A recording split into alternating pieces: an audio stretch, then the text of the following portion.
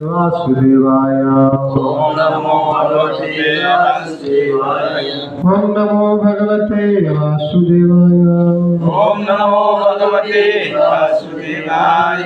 नारायणं नमस्कृतं नारायणं नमस्कृत्यं नरं चैव नरोत्तमं नरं चैव नरोत्तमं देवीं सरस्वतीं देवीं सरस्वती व्यासं ततो जयमुदीरये। ततो जयामुदीरये।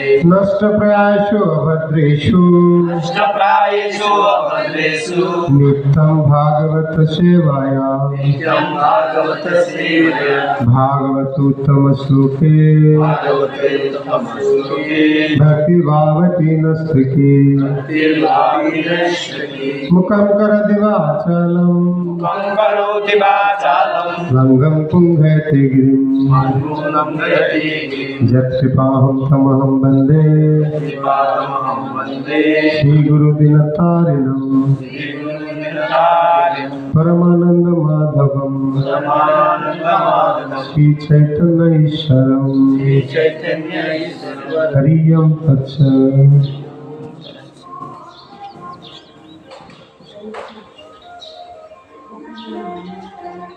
नमो विष्णुपदाय कृष्णपृष्ठाय भूतले श्रीमते भक्तिवेदांत स्वामिनिति नामिने।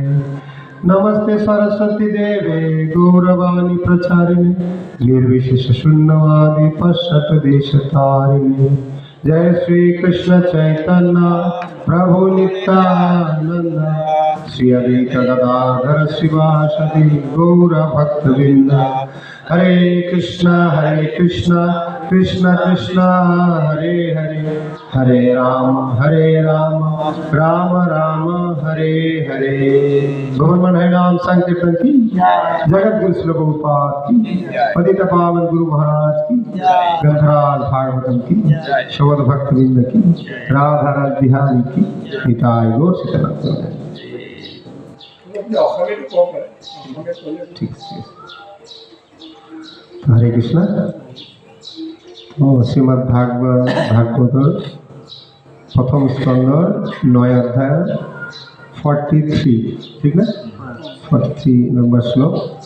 মই প্রথমত বাংলাত পঢ়িম, পিছত অসমত।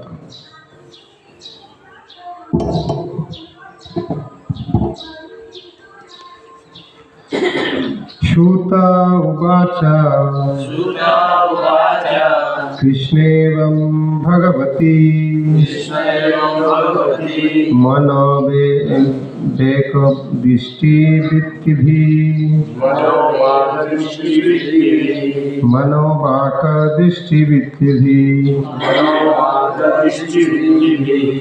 आत्मनि आत्मनम् आवेश्य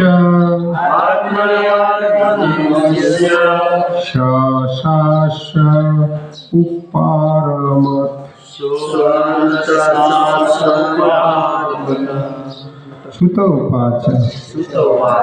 श्रुत गोस्वामी बोललें कृष्ण परमेश्वर भगवान श्री कृष्ण एवं केवल भगवती परमेश्वर भगवानी मन मने द्वारा वाक्य दृष्टि वृत्ति इंद्रिय वृत्ति आत्मनि परमात्मा आत्मनम जीवात्मा के आवेश करे तिनी अंत श्वास शेष निश्वास उपारमत त्याग करलें। तो अनुवाद तो मैं बेंगली कम সুত গোস্বামী বললেন এইভাবে ভীষ্মদেব তার মন বাক্য ও চক্ষু প্রবৃত্তি ইন্দ্রিয় বৃত্তি দ্বারা তার চেতনাকে পরমাত্মা ভগবানের শ্রীকৃষ্ণে আবিষ্কৃত করে শেষ নিঃশ্বাস ত্যাগ করলেন। সুত গোস্বামী কইছে ইয়াত যে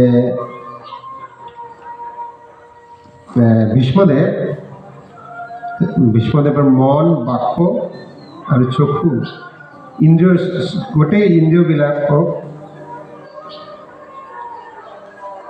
পৰমেশ্বৰ ভগৱানৰ চৰণে আবিষ্কৃত কৰি তার যে নিঃশ্বাস শেষ নিঃশ্বাস ত্যাগ করি তাৎপর্যময় বাংলা করে সেটা আলোচনা করি।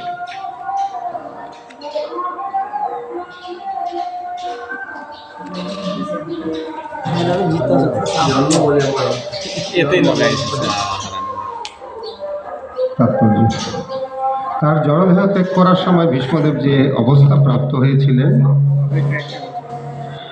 তাকে বলা হয় নির্বিকল্প সমাধি, কেননা তিনি তখন ভগবানের চিন্তায় সমাহিত হয়েছিলেন এবং তার চিত্ত ভগবানের লীলা স্মরণে সম্পূর্ণরূপে মগ্ন হয়েছিল। তিনি তখন ভগবানের মহিমা কীর্তন করেছিলেন এবং তার দৃষ্টি দ্বারা তিনি ভগবানকে সাক্ষাৎভাবে দর্শন করেছিলেন। এভাবে তার সমস্ত কার্যকলাপ অবিচলিতভাবে ভগবানের একাগ্রীভূত হয়েছিল।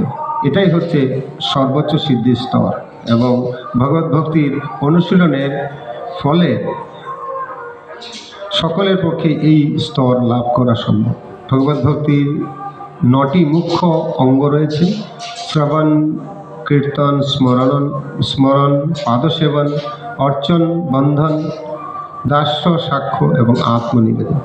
এই সঙ্গগুলির সকলটি কিংবা যে কোনো একটি অবিষ্ঠিত ফল প্রদানে সম্পূর্ণরূপে সমর্থ, তবে তা সুদক্ষ ভগবত ভক্তের তত্ত্বাবধানে নিরন্তর অনুশীলন করতে হয়।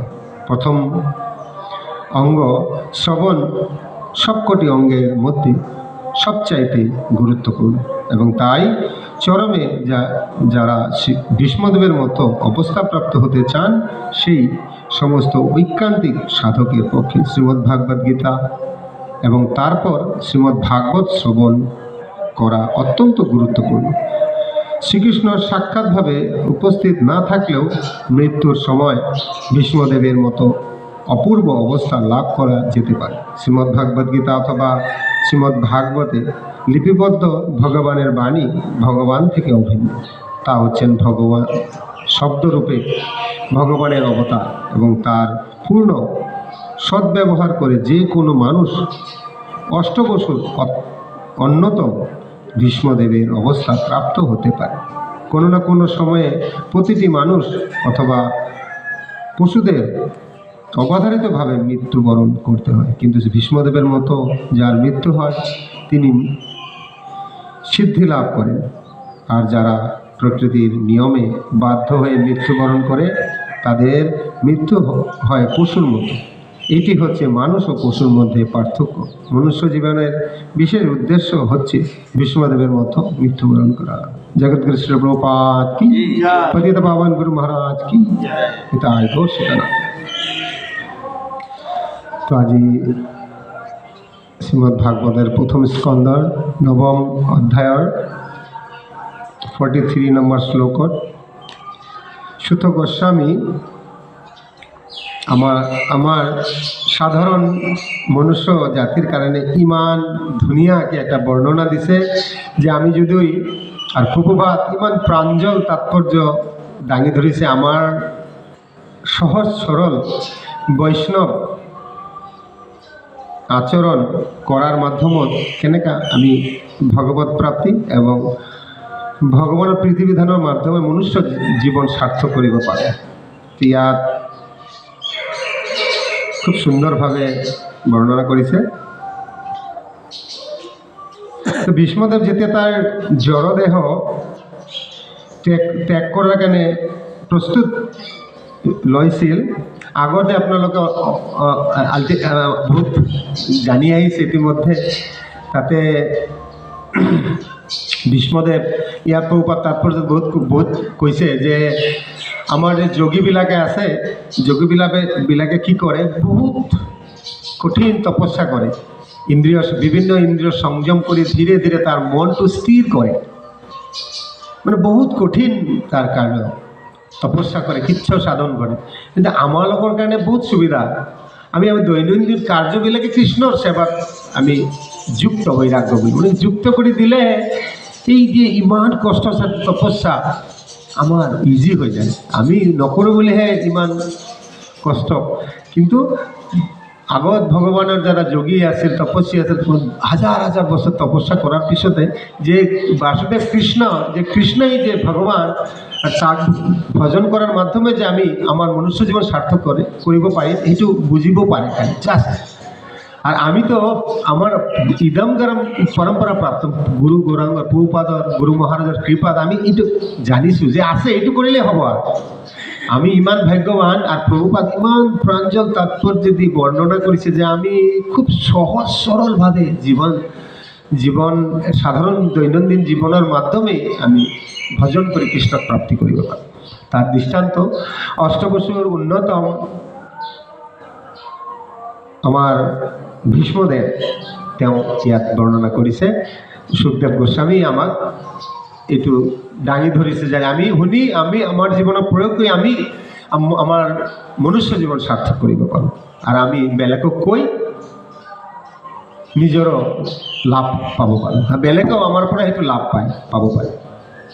ইয়াত খুব সুন্দৰ কৈছে যে যেতিয়া ভীষ্মদেৱ তার সব কনসেপ্ট ক্লিয়ার হয়ে গেল যে একমাত্র বাসুদেব কৃষ্ণই সর্বকারণে কারণ। বাসুদেব কৃষ্ণর চরণ যদি আত্মসমর্পণ করে আৰু বেলেগ কোনো তপস্যা কিচ্ছু সাধনৰ দৰকাৰ নেই, তেতিয়া তেওঁ মনটো স্থিৰ কৰিব পাৰিছে। যে তাৰ আগতো যেতিয়া কৈছে যে যেতিয়া ভীষ্মদেৱ মানে স্থিৰ কৰিছে যে তাৰ স্থিৰ কৰিছে মনটো ভগৱান বাসুদেৱৰ চৰণে, তেতিয়া তেওঁ আৰু কোনো বেলেগ ফালে তাৰ চিন্তা অহা নাই। তো আমি বেলেগ চিন্তা বাদ দি যেতিয়া ভগৱানৰ চৰণে স্থিৰ কৰিম মনটো, তাহলে কি হ'ব? তেতিয়া মানে কৈছে এটা বাংলা শ্লোকত কৈছে শয়নে কিবা জাগৰণে, মানে শুই থাকিলেও ভগৱানৰ কথা স্মৰণ কৰিব, জাগি থাকিলেও ভগৱানক স্মৰণ কৰিব, কামতেও ভগৱানক স্মৰণ কৰিব, সবতে ভগৱানে দৰ্শন কৰিব। আর তৃতীয় কি হয়, এইটো স্টেজ হয় বাসুদেব স্টেজ, সব বস্তুতেই ভগৱানক দৰ্শন কৰিব। তো এইটো বহুত মানে শুদ্ধ স্টেজ। তো আমাৰ ভীষ্মদেৱ যেতিয়া স্থিৰ কৰি লৈছে যে কৃষ্ণই বাসুদেৱ কৃষ্ণই একমাত্ৰ মোৰ আল্টিমেট উদ্দেশ্য, তেতিয়া ভগৱান তাৰ ইন্দ্ৰিয়বিলাক সব স্থিৰ কৰি ভগৱানেৰ চৰণে সমাহিত কৰি ৰাখিছে। এনে সব সময় তাৰ বিগ্ৰহ তাৰ চিত্ত স্থিৰ হৈ আছে। এতিয়া আমি ভাবিব পাৰোঁ আমি কেনেকৈ এইটো কৰিম। তো প্ৰভুপাদ ইয়াত প্ৰাঞ্জল তাৎপৰ্যত কৈছে যে আমাৰ নৱবিধা ভক্তিৰ মাধ্যমত আমি ভগৱানক ভজন কৰিব পাৰোঁ। সেইটো কি? শ্ৰৱণম কীর্তনম স্মরণম পাদসেবনম অর্চনম বন্ধনম দাস্য সাক্ষ্য এবং আত্মনিবেদন। তো এই নববিধা ভক্তির সবচেয়ে মুখ্য বস্তু হল শ্রবণ। এই যে আমি যে শ্রবণ করে আছো শুশ্রূষু শ্রদ্ধাদান বাসুদেব কথা রুচি। বাসুদেব কৃষ্ণ লীলা, কৃষ্ণ কথা, কৃষ্ণ স্বয়ং, তার মানে কোনো বিভেদ নাই, একে কৃষ্ণ কথা আর কৃষ্ণ অভিন্ন। তা যেহেতু ভীষ্মদেৱ তেতিয়া কুৰুক্ষেত্ৰৰ যুদ্ধত সাক্ষাৎ ভগৱানক দেখিব পাৰিছিল যে পাৰ্থসাৰথী ৰূপত, তেওঁ পাৰ্থসাৰথী ৰূপত ভগৱানক দৰ্শন কৰিছিল। যে তেওঁ কুৰুক্ষেত্ৰ যুদ্ধত অৰ্জুনক ভগৱানেৰ এই অমৃত কথা শুনাই আছে ভগৱান। তো এইটো ৰূপত ভগৱানক দৰ্শন কৰি, বাকীতো বহুত আছিল তাতে, কৌৰৱৰ পক্ষ আছে, সিহঁতে পশ্চিমমুখী নাৰী একটা শ্লোক আছে, মানে দেখিও বুজিব নোৱাৰে। এনেকৈ আমাৰ ইয়াত বহুত মানুহ আছে ভগৱানক দেখিও বুজিব নোৱাৰে, আৰু ভগৱানৰ কথা শুনি কি বুজিব পায়। তেতিয়াও আমি যেতিয়া আমাৰ এই আচাৰ্যবৰ্গ, আমাৰ পৰম্পৰা ধাৰাৰ গুৰুবৰ্গ প্ৰভুপাদ এবং আমাৰ যে অষ্টবসু ভীষ্মদেৱ দ্বাদশ মহাজন যি কৈছে তাৰ কথা অনুসাৰে আমি আমাৰ জীৱন আগবাঢ়ি লৈ যাব পাৰোঁ, তেনেহ'লে চাম যে অতি সহজত আমিও এই স্থিতি পাব পাৰোঁ। ইয়াত ভীষ্মদেৱ প্ৰভুপাদৰ প্ৰাঞ্জল তাৎপৰ্য পঢ়ি আমি যদি খুব স্থিৰ হৈ বুজিব চেষ্টা কৰোঁ, গম পাম যে তাৰ কিমান মানে মেকানিকেল মানে এফেক্ট আছে যদি আমি এইটো প্ৰেক্টিছ কৰোঁ। যেনেকৈ আমি কোনোবাই যদি এটা খুব মধুৰ সুৰে এটা কথা পাতে কিমান ভাল লাগে, এইটো কথাই যদি খং কৰি কয় কিমান বেয়া লাগে। তেনেকৈ আমি যদি খুব হৃদয়ৰ পৰা আমি জানিব বা বুজিব চেষ্টা কৰোঁ, তেতিয়া গম পাম যে কিমান সৰলভাৱে আমাৰ আচাৰ্যবিলাকে, আমাৰ মহাজনবিলাকে, অষ্টবসুৰ উন্নতম ভীষ্মদেৱে, সুত গোস্বামী আমাৰ কাৰণে কিমান প্ৰাঞ্জলভাৱে দাঙি ধৰিছে যাতে আমি আমাৰ মনুষ্য জীৱন সাৰ্থক কৰিব পাৰোঁ। ইয়াত সবচেয়ে গুৰুত্বপূৰ্ণ কৈছে যে এই নৱবিধ ভক্তিৰ প্ৰাৰম্ভে আমি শ্ৰৱণ কৰিব। শ্ৰৱণ মতলব আমি যদি নুশুনো যে এইটোৰ কাৰণে এইটো কাম হ'ব। ডক্টৰে লিখিছে যে 2 আইচ ডেইলি, মানে এটা মেডিচিন, একটা বেমাৰ হৈছে হোৱাৰ পৰে 2 বাৰ খাব লাগিব, খোৱাৰ পিছত বা খোৱাৰ আগত। তা আমি যদি মোৰ মনৰ ইচ্ছাই যি ইচ্ছা তাকে কৰোঁ, তেনেহ'লে কাম নহ'ব মেডিচিন। তেনেকৈ ইয়াতে আমাৰ আচাৰ্য, আমাৰ অষ্টবসুৰ উন্নতম ভীষ্মদেৱ, সুত গোস্বামী, সুখদেৱ গোস্বামী, প্ৰভুপাদ, গুৰু মহাৰাজ বৰ্গ, সিহঁতে পৰম্পৰা ধাৰা আমাক শিক্ষা দি আছে কিমান কোটি কোটি বছৰৰ পৰা, সূৰ্যদেৱ পৰা ষ্টাৰ্ট হৈ কোটি কোটি বছৰৰ পৰা শিক্ষা দি আছে। আমি কেইজন মানুহ এইটো শিক্ষা ল'ব ইচ্ছা কৰি আছোঁ? আমি ভাবি আছোঁ আমি মালিক, আমি চব কৰিব পাৰোঁ, মোৰ ক্ষমতা বহুত আছে, বহুতে PhD বা সাইণ্টিষ্ট আছে, বহুতে বহুত প্ৰফেচাৰ বা ভাইচ চেঞ্চেলাৰ, বহুত ডাঙৰ পদত আছে, প্ৰাইম মিনিষ্টাৰ, কোনোবাই CM আছে, কোনোবাই ৱাৰ্ড কমিশ্যনাৰ হয়, তাৰ ইমান মানে অহংকাৰ আছে, বহুত কিছু তাৰ আছে। কিন্তু আসল বস্তু যদি না থাকে, আকৌ পুনৰূপী জননম পুনৰূপী মৰণম পুনৰূপী জননী জঠৰে শয়নম, মানে পুনৰাই আকৌ আহিব লাগিব, ইয়াত কষ্ট পাব লাগিব। আমাৰতো শৰীৰৰ কোনো স্থিতি নাই। আমি ক'ব পাৰিম যে আজি আমি চবে জীয়াই আছোঁ, কিমান দিনলৈকে থাকিম কোনো ঠিক নাই। সেইকাৰণে চৈতন্য মহাপ্ৰভু কৈছে, হৰেৰ নাম হৰেৰ নামৈব কৈবলম, কলৌ নাস্তৈব নাস্তৈব নাস্তৈব গতিৰন্যথা। কলিযুগে হরিনাম ছাড়া গতি নাই, গতি নাই, গতি নাই। তো হরিনামের মাধ্যমে আমি শুদ্ধতা করি, আমি খুব শুদ্ধভাবে যদি জপ কৰোঁ, তেনেহ'লে এই অমৃত কথাৰ যেটো মানে ৰস আস্বাদন কৰিব পাৰিম। কেন হৰিনাম কৰাৰ পিছত আমি পবিত্ৰ হ'ম। আমি অলপ আগতে আমি চৈতন্য মহাপ্ৰভু শিক্ষাষ্টকম কৈছোঁ, তাতে কৈছে চেত দৰ্পণামাৰ্জনম ভব মহাদাবাগ্নি নিৰ্বাপনম, মানে চিত্তৰূপী দৰ্পণ এনেকৈ পলিউশ্যন হৈ আছে আমি নিজে চাব নোৱাৰোঁ। মানে ইয়াত যে আমি ধুনীয়াকৈ দাঙি ধৰিছে যে আমাৰ একচুৱেলি উদ্দেশ্যটো কি, আমি ক'ত আছোঁ, আমাৰ একচুৱেলি পজিশ্যন এতিয়া কি বেয়া অৱস্থাত আছে। কিন্তু আমি কেতিয়াও ইটোলৈ ইমান ভবা নাই। আমি ভাবিছোঁ যে আমাৰ ফাইনেন্সিয়েলি ক্ৰাইচিছ আছে, বিল্ডিং বনাব লাগিব, ল'ৰা ছোৱালীক ডাঙৰ দীঘল কৰিব লাগিব, চাকৰি দিব লাগিব, জমি যিমানখিনি আছে আমি বঢ়াব লাগিব। এইটো কি আমাক ভগৱানৰ ওচৰত লৈ যাব পাৰিবনে? নহ'লে প্ৰভুপাদ ইমান বয়সত 65 এইজত যেতিয়া মানুহ ৰিটায়াৰমেণ্ট লয়, কি দৰকাৰ আছিল প্ৰভুপাদ? আৰামত তাৰ ইমান কষ্ট নাছিল, আৰামত জীৱন অতিবাহিত কৰিব পাৰিলে হয়। কিন্তু তাৰ ইমান উদ্যমতা আছিল। আমাৰ জেনেৰেলি আমাৰ ছ'চাইটিত যি 65 এইজৰ যিবিলাক মানুহ আছে, সিহঁতে কাম কৰিব নোখোজে, ভাবে আৰামত থাকিব, বাছ চলিব, বেলেগ কথা পাতিব, বহুত কথা পাতিব, কিন্তু ভগৱানৰ কথা নাপাতিব। বাচাংশু বৈকুণ্ঠ গুণাৰ্ণ বৰ্ণনে, যেতিয়া কথা আমি একচুৱেলি আমি এজন ভক্ত লগ পালে প্ৰভুপাদ আমাক কি শিকাইছে, আমাৰ গুৰু মহাৰাজ বৰ্গক কি শিকাইছে যে হৰে কৃষ্ণ, মানে আমি লগ পালেই ভগৱানৰ কথা স্মৰণ কৰোঁ। তো বাচাংশু বৈকুণ্ঠ গুণাৰ্ণ বৰ্ণনে, এজনৰ লগত লগ পালে এই ভাগৱতত মই কি পঢ়িলোঁ, প্ৰভু কি পঢ়িছে, প্ৰভু কি পঢ়িছে, মই যদি এটা শ্লোক পঢ়োঁ, প্ৰভু বেলেগ এটা শ্লোক পঢ়িলে, মই এটা শ্লোকৰ কথা অলপ যদি কওঁ, প্ৰভুৱে এটা শ্লোকৰ কথা ক'লে কি হয়, মই এটা শ্লোক পঢ়িলোঁ কিন্তু মই 2টা শ্লোক জানো।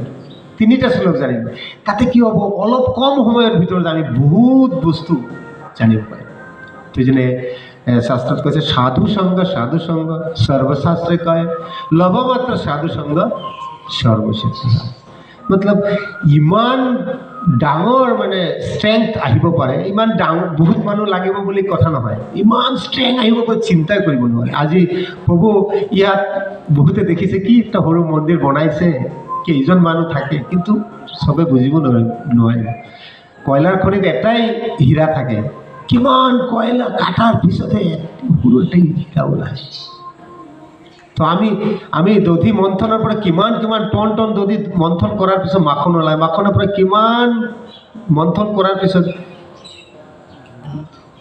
ঘিউৰ কাৰণে ক্ৰীম ওলায় তাৰপিছত জাল পৰাৰ পিছত গোটেইখিনি ঘি নোলায় তাৰপিছত কিমানখিনি বাদ যায় অলপ ঘি ওলায় সেইকাৰণে প্ৰভু যে মেহনত কৰি আছে এইটো ইমান সাধাৰণ নহয় কোনে বুজিব পাৰিব যে শুশ্ৰূষু শ্ৰদ্ধাদান বাসুদেৱ কথা ৰুচি যোনে খুব শ্ৰদ্ধা সহকাৰে ভগৱত কথা বাসুদেৱ কৃষ্ণৰ কথা শুনিব খুব শ্ৰদ্ধা সহকাৰে শ্ৰৱণে কোনে 7 দিনতে ভগৱানক দৰ্শন পাইছে জানে না শ্ৰৱণে পৰীক্ষিত মহাৰাজ 7 দিনে ভগৱানক দৰ্শন পাইছে কোটি কোটি বছৰত কোনোবাই ভগৱানক দৰ্শন পাব নোৱাৰে খালি ভগৱানৰ কথা এই ভাগৱত কথা শুনিহে 7 দিনতে ভগৱানক দৰ্শন কৰিছে প্ৰহ্লাদ মহাৰাজ 6 মাহত ভগৱানক দৰ্শন পাইছে সেইকাৰণে আমি পৌপাত আমি জানে আমি ইমান তপস্যা কৰিব নোৱাৰোঁ আমাৰ এটা কথা 2-3 এবাৰ ক'লে খং উঠি যায় আমি ইমান তপস্যা ক'ৰ পৰা কৰিম আমি যদি বহিব খোজো আমি কোনো যদি বহিব কয় 1 ঘণ্টাৰ কাৰণে কঁকাল বিষাই যায় পিছত ইফালে ভৰি অলপ মেলিব লাগে এইফালে মেলিব লাগে কিন্তু প্ৰভুপাদ জানে মহাপ্ৰভু জানে ভগৱান জানে আমাৰ দ্বাদশ মহাজনে অষ্টবসু উত্তম ভীষ্মদেৱ জানে নাৰদমুনি জানে যমৰাজ জানে সেইকাৰণে আমাৰ কাৰণে খুব স্পষ্টভাৱে বেলেগ যুগত ইমান সৰল নাছিল আৰু প্ৰভুপাদৰ মতে কৃপা মই কি ক'ম যে প্ৰভুপাদ ইমান কৃপা আমাৰ নিচিনা মূৰ্খক সুযোগ দিছে জানিবৰ কাৰণে নহ'লে আমি ক'ত থাকিলোঁ হয় ভগৱানে জানে বোলে চৈতন্য মহাপ্ৰভু মহাভাৰতৰ নৱতাৰ তাৰ যে কৃপা কৰে তাৰ যে শিষ্যবিলাক আছে তাৰ যে প্ৰচাৰকবিলাক আছে চৈতন্য মহাপ্ৰভুৰ কৃপা প্ৰদান কোনে কৰিছে প্ৰভুপাদ পৃথিৱীতে আছে যত নগৰাদি গ্ৰাম সৰ্বত্ৰ প্ৰচাৰিত হইবে মোর নাম এই চৈতন্য মহাপ্রভুর মুখ্য নিঃসৃত বাণী চৈতন্য চৈতন্যতে এইটো যে কথা কোনে সারা বিশ্বব্যাপী প্রচার করিলে প্রভুপাদ আর প্রভুপাদ কৃপালো সারা বিশ্বব্যাপী দাঙি ধরেছে এই অমৃত কথা আৰু গুৰু মহাৰাজ আমালোকৰ যে গুৰু মহাৰাজ আৰু কৃপালো ঘৰে ঘৰে দি আছে যায় আৰু সহজ কৰি দি আছে ঘৰে ঘৰে আমালোকৰ ভক্তবিলাকৰ মাধ্যমত ঘৰে ঘৰে বিতৰণ কৰি আছে সেইকাৰণে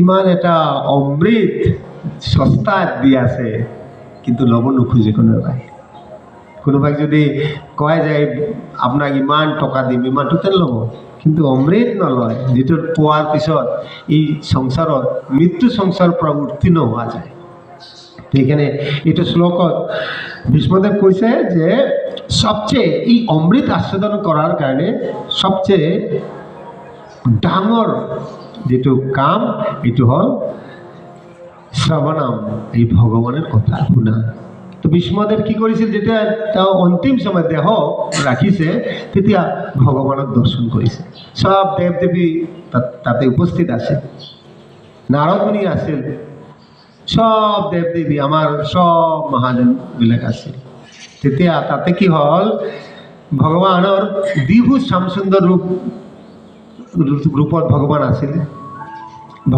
ভগৱানক একচুৱেলি ভীষ্মদেৱ পাৰ্থসাৰথী ৰূপক দৰ্শন কৰি আছিল তাতে কিন্তু ভীষ্মদেৱৰ মনৰ একটা ইচ্ছা আছিল তাৰ ইচ্ছা কি আছিল যে চতুৰ্ভুজ ৰূপে ভগৱানক দৰ্শন কৰাৰ ভগৱান ভক্তবৎসল ভগৱান যেহেতু ভক্তবৎসল ভগৱান ভক্তৰ বাঞ্ছা পূৰণ কৰে কিয় পূৰণ কৰে যেতিয়া ভক্ত তাৰ যে গোটেই ইন্দ্ৰিয় আছে ইন্দ্ৰিয় পুৰা কমপ্লিটলি ভগৱানৰ চৰণত স্থিৰ কৰি লয় ভীষ্মদেৱ তাৰ বেলেগ দ্বৈতবাদ আছে, তাৰ বেলেগ ধাৰণা আছিল, বহুত কনচেপ্ট আছিল। সেইবিলাক গুচাই যেতিয়া তেওঁ স্থিৰ কৰিল যে একমাত্ৰ কৃষ্ণ, বাসুদেৱ কৃষ্ণ ছাড়া অন্য কোনো নাই, একমাত্ৰ কৃষ্ণ চৰণে সমৰ্পিত হোৱাই হলো আল্টিমেট।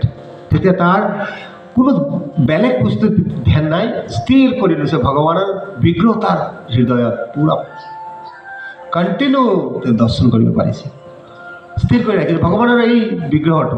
তেতিয়া আমি ভাবিব আমি কেনেকৈ কৰিম এইটো। তো এই তাৎপৰ্যত বৰ্ণনা কৰিছে যে আমি বহুপাত প্ৰাঞ্জলভাৱে বৰ্ণনা কৰিছে যে আমি যদি শ্ৰৱণ, এই যে শুশ্ৰূষু শ্ৰদ্ধা দানে বাসুদেৱ কথা রুচি, খুব শ্রদ্ধার সহকারে যে বাসুদেব কৃষ্ণর কথা শ্রবণ করো। আর এই শ্রবণ, এই ভাগবতম আর কৃষ্ণ অভিন্ন, স্বয়ং কৃষ্ণ। আমি যদি কথা ভগবানের কথা শুনো, এটু হলো স্বয়ং কৃষ্ণ, এটু বাগ্ময় বিগ্রহ। ভগবানের মুখ্য নিঃসৃত বাণী হলো বাগ্ময় বিগ্রহ। রাধা রাজবিহারী হল বিগ্রহ, আর ভাগবতম হলো বাগ্ময় বিগ্রহ, ভগবানের মুখ্য নিঃসৃত বাণী বা ভগবানের শুদ্ধ ভক্তর মুখ্য নিঃসৃত বাণী। তো এটা হল বিগ্রহ রাধা রাজবিহারী, একটা বাগ্ময় বিগ্রহ। তা আমি আমার হৃদয়ের ভিতরে যদি ভগবানের বিগ্রহ দর্শন কৰিব নোৱাৰো, কিন্তু আমি যদি ভগৱানৰ কথা সদায় স্মৰণ কৰি গোটেই দিন, আজি ৰাতিপুৱা যিটো আমি শুনিলোঁ, এইটো যদি গোটেই দিন স্মৰণ কৰি থাকোঁ, তাৰ মাধ্যমে ভগৱানক দৰ্শন পাম হৃদয়ত। কিন্তু ভগৱানেৰ কথা আর ভগবান অভিন্ন, ভগবানের লীলা, ভগবানের গুণ কীর্তন, ভগবানের কীর্তন করিলে ভগবানের প্রসাদ, সব কিছু অভিন্ন ভগবানের। এই কারণে আমার প্রসাদের মন্ত্র কয় না যে তার মধ্যে জিহ্বা হইতে লোভময় সুদর্মী, তাকে জিতা কঠিন সংসারে, কৃষ্ণ বড় দয়াময় করিবারে জিহ্বা যায়, সপ্রসাদে অন্ন দিলে পাই। মানে আমি এই কৃষ্ণর প্রতি পুরা মানে খুব কৃষ্ণর প্রতি আমি কেনেকা নিষ্ঠাপরায়ণ হব পাৰিম, যাতে আমি সদায় কৃষ্ণ প্রসাদে পাম। এটু আমার অনেক সময় মিস হয়ে যায়, কিন্তু এটু যদি আমি চেষ্টা করু, কৃষ্ণর সব বস্তুই কৃষ্ণকে বেলেগ। তা আমি যেতিয়া প্রসাদ বাহিরা না খাই, খালি কৃষ্ণ প্রসাদে খাম, আমি যেতিয়া কৃষ্ণ কথাই শুনিম, কৃষ্ণ ভক্তরে সঙ্গ করিম, কৃষ্ণর কারণে মন্দির মার্জন করিম, কৃষ্ণর কারণে বেলেগক জনাম, কৃষ্ণর কারণে কেউ সেবার কারণে লই আনিম, ভগবানক দিম, আমি কৃষ্ণর উদ্দেশ্যে ফুল গছ লগাম, কৃষ্ণর উদ্দেশ্য যদি আমি গো পালন করো, কৃষ্ণর উদ্দেশ্যে যি কর্মই আমি করো, এইটো কৃষ্ণময়ী হয়ে যাব। তেতিয়া আমি মোর চকুর কারণে ইমান ধুনীয়া গার্ডেন বনাই ভগবানের সেবাত লগাই ভগবানের চরণ দর্শন কৰিব পাৰিম। ত্বকৰ কাৰণে মই মন্দিৰ মাৰ্জন কৰিম, কাণৰ কাৰণে ভগৱানৰ কথা শ্ৰদ্ধা সহকাৰে শুনিম, এবং জিহ্বাৰ কাৰণে মই সুস্বাদু প্ৰসাদ আস্বাদন কৰিম, আৰু ভগৱানৰ গুণ কীৰ্তন কৰিম। তাৰ মাধ্যমে ধীৰে ধীৰে আৰ ইন্দ্ৰিয়ৰ দ্বাৰা ভগবানেৰ সেবা কৰিম, তাৰ মাধ্যমে ধীৰে ধীৰে পূৰ্ণ শুদ্ধ হয়ে যাম। এটা সময়ত ভগৱানে এই অমৃত কথাৰ যে ৰস আস্বাদন কৰিব পাৰিম, আৰ তেতিয়া আনন্দই আনন্দ। ভগবান ব্ৰহ্মা যেতিয়া তাৰ ৰং কনসেপশন আছিল যে ভগবান এই সৰু বাচ্চা পোৱালি বাচ্চা কৃষ্ণ তেওঁক অনন্ত বিশ্ব ব্ৰহ্মাণ্ডৰ মালিক হ'ব পাৰে।